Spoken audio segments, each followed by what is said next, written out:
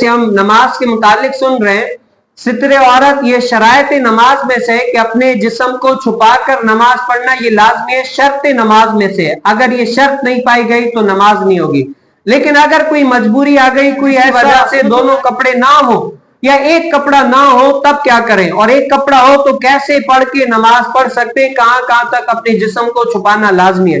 تو اس کے بارے میں نبی کریم صلی اللہ علیہ وسلم نے کیا ارشاد فرمایا؟ حضرت ابو ہریرہ رضی اللہ تعالی عنہ نے کہا صلی اللہ علیہ وسلم نے ارشاد فرمایا کہ تم لوگ ایک کپڑے میں اس طرح نماز نہ پڑھو کہ کندھے پر کپڑے کا کچھ حصہ نہ ہو، یعنی کوئی ایک کپڑا ہے نا، جیسے مجبوری ہے دونوں کپڑے نہ ہو، تو ایسے کپڑے کو لپیٹو کہ تمہارے دونوں کندھے کور ہو جائیں، یہ نہ ہو کہ ایک کندھا تم نے چھپا لیا، ایک کندھا ابھی تک چھپائی نہیں ہے، اور ایسے پڑھو، اور مجوسیوں کی طرح بھی کپڑے کو نہ لپیٹو، یعنی اس طریقے سے لپیٹو کہ دونوں کندھے بھی کور ہو جائیں اور پورا جسم بھی چھپ جائے، یہ طریقہ ہے، اس طریقے سے تم پڑھو گے تب بھی تمہاری کیا ہے؟